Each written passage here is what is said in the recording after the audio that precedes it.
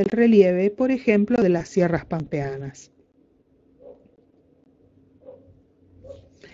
Cuando llegamos a la era mesozoica, lo que tenemos que contar es que no fueron grandes eventos los que ocurrieron durante este periodo. Se caracterizó la era mesozoica por las ingresiones marinas, es decir, que el nivel del mar aumentó y cubrió enormes superficies de los continentes. Pueden verlo, por ejemplo, en América del Norte, que prácticamente está partida en dos, ¿sí?, por una ingresión marina, y en América del Sur, todo lo que es la Patagonia y, si bien no está marcado acá, lo que es la llanura chaco-pampeana también quedó debajo del mar. Esto generó la acumulación de importantes mantos de sedimentos oceánicos, ¿sí?, debajo de la cuenca chacopampeana o el mar paranaense. Se acumularon enormes extensiones o superficies sedimentarias de origen marino. Hoy día es muy común hablar de la tosca y de las tosqueras. Ha habido accidentes de chicos que fueron a nadar a esas explotaciones de roca de la tosca, que como son muy profundas han perecido, ¿sí? Es decir, se han ahogado, porque esas tosqueras después se llenan de agua y parecen piletas, pero en realidad son muy peligrosas. Ahora, ¿por qué se utiliza la tosca? Porque es una roca bastante resistente. Se usa, por ejemplo, en la provincia de Buenos Aires para el mejoramiento de los caminos. Uno cuando anda por esos caminos rurales y ve una cubierta blanquecina de rocas o de piedras medio blancuzcas, está observando la roca llamada tosca, que es nada más y nada menos que un sedimento de origen marino. En la era mesozoica se produce al sur de la provincia de Buenos Aires un movimiento tectónico que deforma los sedimentos más blandos. Ya no estamos hablando de las rocas duras del macizo de Brasilia, sino de sedimentos más modernos, mucho más blandos y maleables. Ahora, cuando estos sedimentos se deforman, construyen lo que conocemos como el sistema de Ventaña, un sistema serrano que se encuentra al sur de la provincia de Buenos Aires. En este caso estamos hablando de un relieve de plegamiento. Observen la línea roja que yo les dibujé. Esa línea está marcando cómo aparecen las distintas capas de roca, como si estuvieran formando un acordeón. Se ve bien la deformación de esos sedimentos que fueron comprimidos al moverse las placas.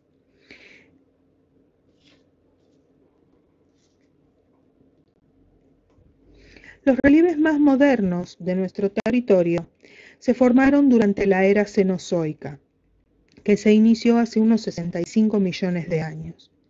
El plegamiento andino tuvo su origen en el proceso de subducción de la placa de Nazca, que se fue metiendo por debajo de la placa sudamericana mientras colisionaban. Los sedimentos costeros que se acumularon durante toda la era mesozoica son deformados y elevados por el choque de las placas de Nazca y Sudamericana, dando origen a un sistema montañoso que se extiende por toda Sudamérica y la Antártida. En buena parte del sistema son comunes la ocurrencia de sismos y la actividad volcánica, que indican que las placas siguen moviéndose.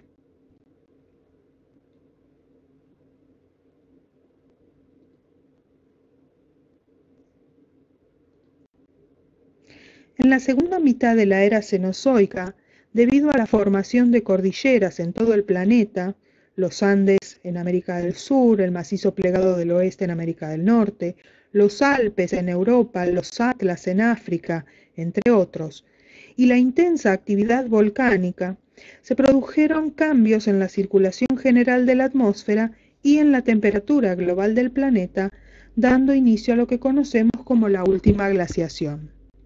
La misma finalizó hace unos 10.000 años, cuando la temperatura global del planeta empezó a subir nuevamente y los hielos comenzaron a retroceder. En este punto voy a tratar de ser lo más breve posible, porque tampoco vamos a perder mucho tiempo con la conformación de estos paisajes. Estamos hablando ya de procesos exógenos, es decir, relieves que fueron modificados por agentes externos, por agentes erosivos. En este caso vamos a hablar de la erosión glaciar. ¿Por qué hacemos referencia a esto?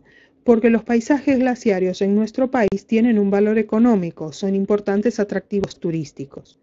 ¿Dónde los encontramos? En todo lo que es la cordillera, en algunos lugares más evidentes, en otros más discretos, pero si uno tiene conocimiento y tiene el ojo bien entrenado, puede encontrarse con los restos de la actividad glaciaria en toda la extensión cordillerana.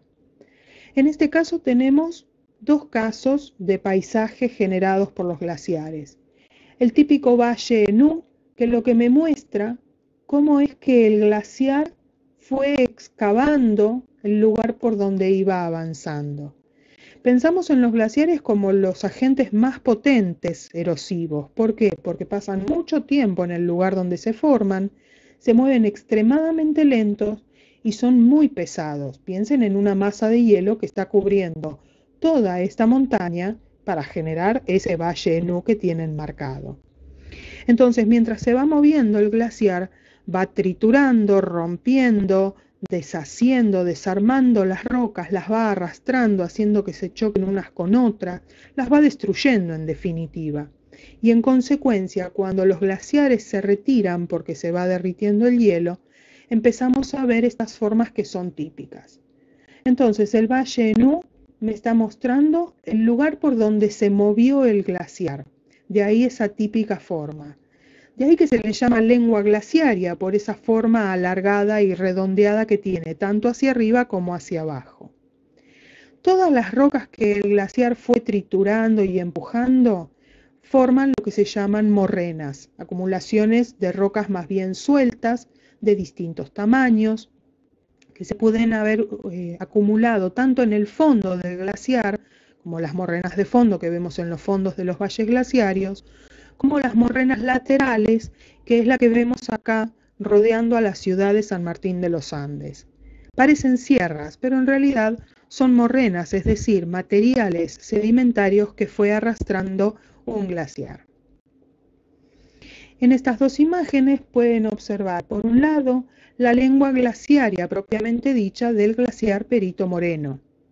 Si observan acá donde dice M, esa es la península magallánica, es el lugar al cual llega la lengua glaciaria cada 4 años y donde uno puede ir a visitar el lugar y observar el rompimiento famoso, ¿sí? Un rompimiento que es conocido a escala mundial. ¿Por qué? Porque el glaciar Perito Moreno es de los poquitos glaciares que todavía se encuentran en avance. Las condiciones climáticas que se dan en el campo de hielo en ese lugar en particular permiten que el glaciar continúe teniendo alimentación en su naciente y por eso sigue avanzando. Tarda 4 años en llegar a la península, acumularse, cortar la circulación del agua aquí en el brazo rico, hacer que esa agua suba, ¿sí? Porque no puede drenar normalmente, entonces el agua sube, ejerce presión sobre la masa glaciaria y finalmente termina rompiéndola para poder liberarse hacia el canal de los témpanos y de ahí iniciar su viaje al mar. La otra foto que vemos es la del cerro Fitzroy o el Chaltén. Llamamos a estos murallones, justamente murallones o picos en aguja. Y uno diría, pero ¿cómo se formó esto? ¿Cómo es que el hielo que todo lo destruye dejó estas paredes verticales en las cuales ni siquiera la nieve llega a agarrarse?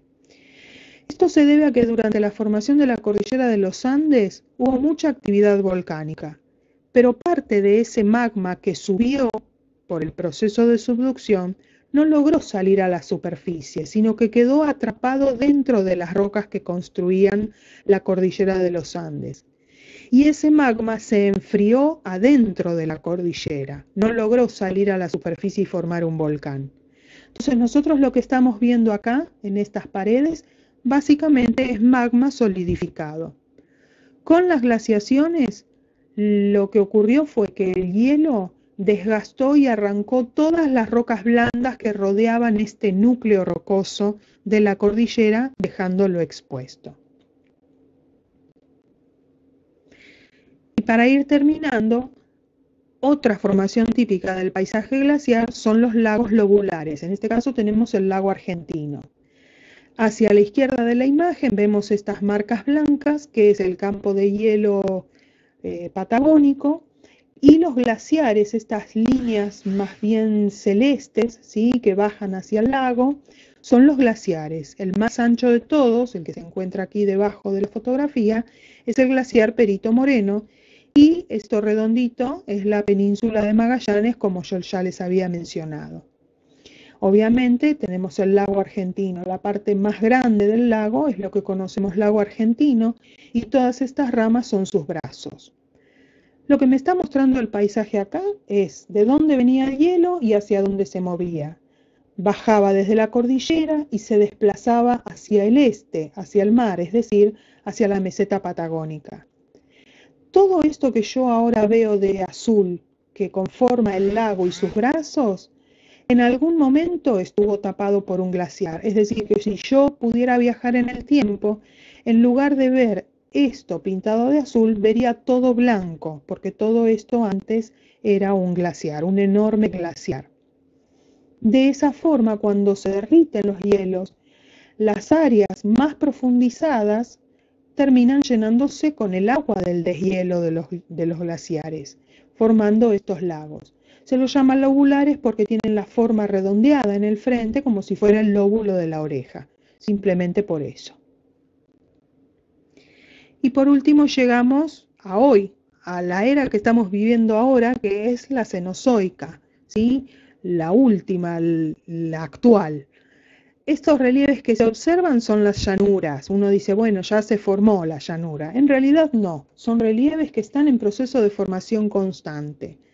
Se han formado por encima de esos relieves más hundidos, bloques hundidos, valles, espacios muy amplios entre montañas o sierras, que poco a poco se fueron rellenando y hoy día se continúan rellenando con sedimentos que puede traer un río, con sedimentos que puede traer el viento.